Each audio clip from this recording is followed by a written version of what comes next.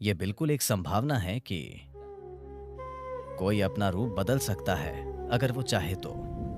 और आज भी ये घटना कई लोगों के द्वारा देखी जाती है, विशेष रूप से हनुमान भक्तों में। तंत्र विज्ञान के कई पहलू हैं। एक वेद इसके लिए समर्पित है।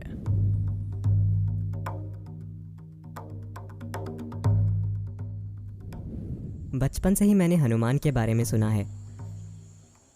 किस बारे में? हनुमान। हनुमान। मैंने ऐसा सुना है कि हनुमान जब चाहे विशाल रूप धारण कर लेते थे। वो उड़ा करते थे। वो बहुत छोटे भी बन जाते थे। जैसे वो अपने शरीर को बहुत छोटा कर लेते थे। क्या ये सच था या केवल कोई कल्पना थी या कोई प्रतीक या वैसा कुछ था? धन्यवाद। About किसी व्यक्ति का छोटा या बड़ा होना या उड़ना या कुछ और करना, क्या ऐसी संभावना है? संभावना बिल्कुल है। ये हकीकत है। ऐसा इस देश में, इस संस्कृति में काफी प्रचलित था, लेकिन इसे अच्छा नहीं माना जाता था। लेकिन कहीं और इसे अच्छा माना जाता था, खासकर मूल अमेरिकी संस्कृतियों में। वहां शैमनिज्म यानी ओझा धर्म की एक पूरी परंपरा मौजूद है, जहां ये आज भी वहां ये बातें आम हैं कि कैसे एक मूल अमेरिकी ओझा एक चील बन जाता है, एक मक्खी बन जाता है, एक भेड़िया बन जाता है, खुद को किसी दूसरे रूप में बदल लेता है और वहां चला जाता है, और ये सब।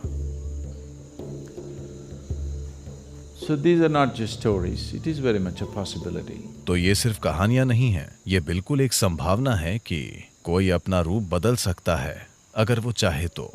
ध्यान लिंग में एक पैनल है जहां किसी ने खुद को एक ऐसे रूप में रूपांतरित किया था जो किसी दूसरे व्यक्ति के लिए मायने रखता था। क्या आपने देखा है? आपको पता नहीं था? तो लोगों का अपनी सुविधा के अनुसार वो जैसा चाहे वैसा रूप ले लेना, ये कोई नई बात नहीं है या ये कोई अनसुनी बात नहीं है।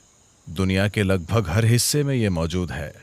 इन दिनों खासकर इसका एक बड़े पैमाने पर प्रचार किया जा रहा है उत्तर अमेरिकी और दक्षिण अमेरिकी ओझाओं के बारे में। About shamans. ओझाओं का चील बन जाना और भेड़िया बन जाना, ये दो रूप उनके लिए बहुत आम हैं। यहाँ ये कोई अनसुनी बात नहीं थी, लेकिन हमारी संस्कृति में इसे अच्छा नहीं माना जाता था। वहाँ इसे अच्छा माना जाता है क्योंकि ये आध्यात्मिकता नहीं है, ये तंत्र विद्या है। यहाँ हमारे तंत्र वैज्ञानिक, I call them scientists because they are that kind. मैं उन्हें वैज्ञानिक इसीलिए कहता हूं क्योंकि वे उसी तरह के हैं। वे खुद को पक्षी या जानवर में बदलने की तकलीफ नहीं उठाते क्योंकि इसमें खतरा है।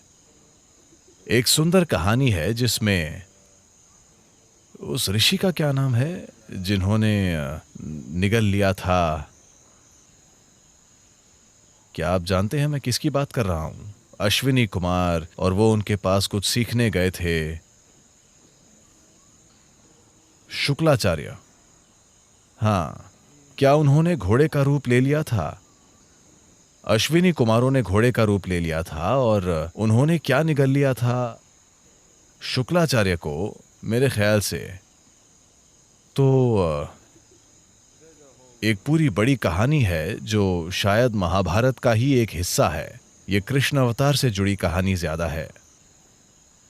तो इतिहास में इस तरह की कई घटनाएं मौजूद हैं, और लेकिन इसे चीजें करने का निचले स्तर का तरीका माना जाता था, क्योंकि जब आप कोई और रूप ले लेते हैं तो इस शरीर को सुरक्षित रखना होता है और इसका हमेशा दुरुपयोग हो सकता है।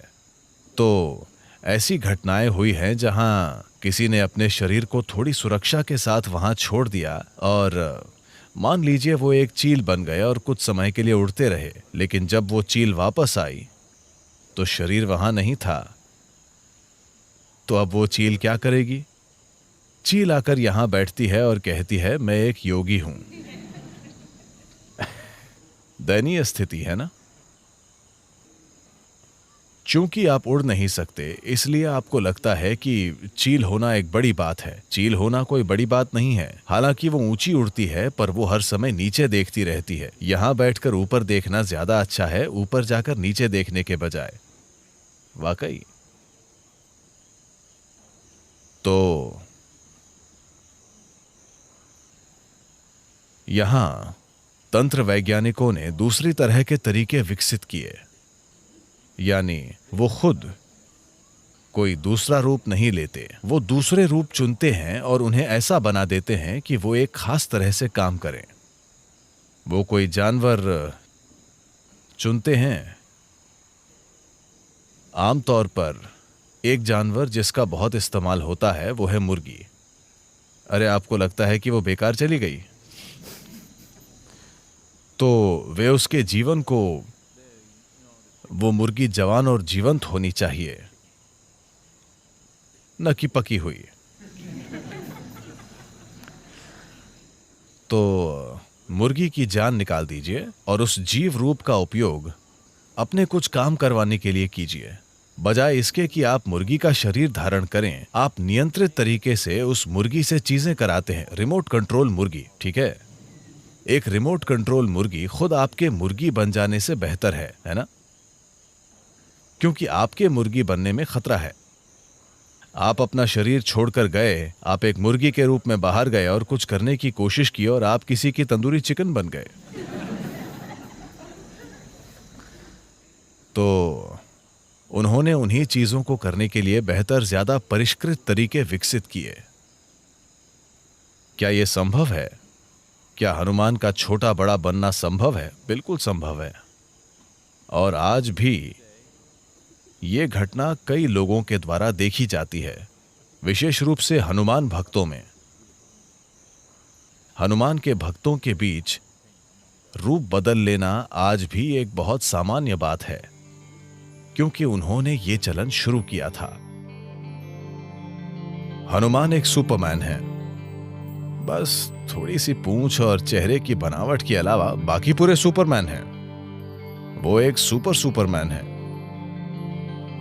उनकी भक्ति ही उनकी शक्ति है। उनके दिल में भक्ति